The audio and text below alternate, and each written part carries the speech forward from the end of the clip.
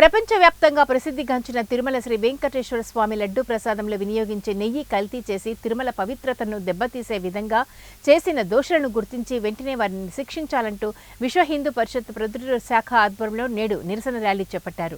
తిరుమల పవిత్రతను చెడగొట్టాలని చూసిన దోషులను కఠినంగా శిక్షించాలంటూ డిమాండ్ చేశారు.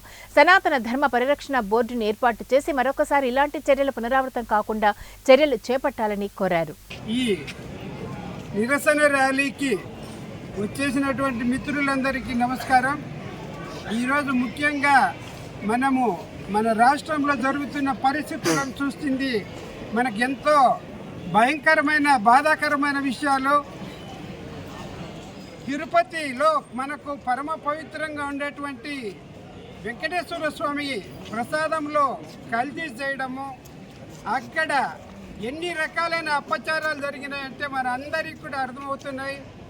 అక్కడ మొత్తము టికెట్లు దేవుడి పేరుతో పెట్టుకున్న టికెట్లు అమ్ముకోవడము, బ్లాక్లు అమ్ముకోవడము, అక్కడ హిందువులకు పవిత్ర ప్రదేశంలో అన్యమత ప్రచారం జరగడము, ఇట్లనే అక్కడ ఏ రకంగా చూసినా ఎన్ని రకాలుగా అవినీతి కార్యాలు జరిగినాయంటే అన్ని అవినీతి కార్యాలు జరిగినాయి.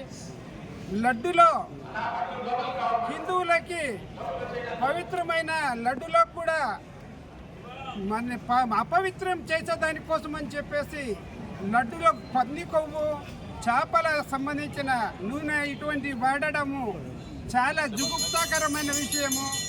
ఈ విషయంలో మన రాష్ట్ర ప్రభుత్వం మన ముందు ఉన్న రాష్ట్ర ప్రభుత్వంలో ఉన్నటువంటి